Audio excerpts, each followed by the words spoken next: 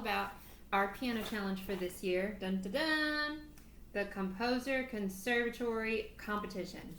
So this year for our piano challenge, you're going to be divided up into 3 teams called conservatories, and each team is going to learn about a composer of classical music from the past.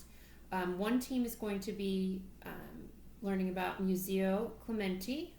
Another will be learning about Amy Beach, and the last one, Samuel Coleridge Taylor. So all of my students are going to be divided up into one of these 3 teams, and they're going to spend the year competing to see who can earn the most beads. So there's different ways that you can earn beads, and we'll talk about that in a minute.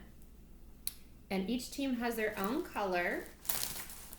So this is for Clementi's Conservatory. The orange beads are, the green ones are for Samuel Coleridge Taylor, and the blue ones are for Amy Beach's team. So there are ways that you can earn beads all year long, and at the end of the year, the team that has the most beads wins a prize. And I'm so excited to let you know about that prize in the very near future. Okay, so you should have received your packet by now. This is my kids' packet, and I'm just going to go through it and explain everything that's in it using my kids' stuff. So, very important, before you do anything at all, have someone help you or get out yourself these little black packages with the question mark on the front. Okay, inside this packet is a clue that's going to tell you which of the 3 conservatories you're going to be in this year. Okay, and you're going to want to pay attention to the colors that you see inside this packet, and then also reference the colors on this chart, and it's going to tell you what conservatory you're in. So and it's very important that you get the one that has your name on it if you have siblings that are in piano lessons, okay? Like this one is Jonathan, so this is the one that he opened. So after you open that, you'll know which conservatory you're in. So then you can go ahead and get the rest of the stuff out. We're going to talk about each little piece. Don't worry, there aren't that many, and what it is used for. Okay, so I have my son's music binder right here. It's going to help me show you where all of this stuff is going to go. Whoa, and then it fell over. Okay, so you have something that looks like this. This is just a pretty little binder decoration. So I'm going to put it in the back of my son's binder because on the front he's done this awesome decoration thing with his name on it. So we're going to leave that and put this on the back. Okay? So the next thing that you have, once you know what conservatory you're in, off the top of my head, I'm not sure which one Jonathan's in, so we're just going to pretend that he's in Clementi's Conservatory. So then you'll find your corresponding tracking form, okay? And they're in a little plastic sheet protector. So you can either put it inside, like right here behind your pencil pouch maybe, or I think it might be fun, with your parents' permission, to hang it somewhere near your practice area so that you can keep track of your progress. So every week when you tell me how many beads you've earned, and we'll talk about how to get beads in a second, you can color in these little squares at the bottom and really watch your practice progress go up. You can also ask me to show you how many beads are in the team jar, because on top of my piano I have 1 jar for each conservatory, and I'm going to be adding beads in it from all of your teammates all year long. So you can also color in here with how your team is doing.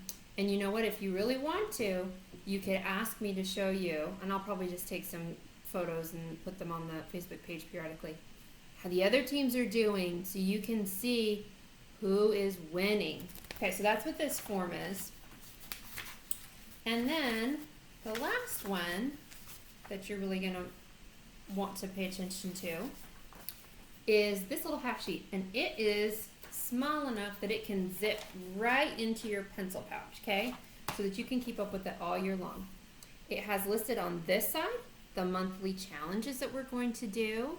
These are bonus challenges that help you earn more beads. And then right here it tells you how you can earn beads every week at your piano lesson. Okay, and this is something that you're going to want to keep up with. So you're going to want to come to your lesson and say, okay, Miss Celeste, I am going to get 3 beads this week because, and you're going to tell me the reasons why. So here's how you can earn a bead. If you complete your assigned piece or pieces for the week, you get 1 bead per piece. Okay, so let's just pretend that this is that person's. You heard it go in there even though you can't see it. If you complete your theory assignment, sometimes we're forgetful, I'm going to be checking, you get a bead. If you finish the monthly challenge at the end of the month, these monthly challenges here, you get 2 beads. If you memorize a piece, you get a bead. If you memorize a scale, arpeggio, or chord progression, you get a bead. And when you finish your level book, you also get a bead. Okay? So lots of fun ways. I expect most students to be able to earn 3 to 4 beads a week, depending on how hard you're practicing. Okay? All right. The other fun thing that we're doing this year, do you remember how last year, every time you passed off a piece, you got to put a sticker by your name? Well, we're going to do that, but you get to keep track of it on your own at home, okay? So find a special spot for this page. It says 30, 40, 50 piece challenge. I think my son is probably going to put his right here in the front inside cover.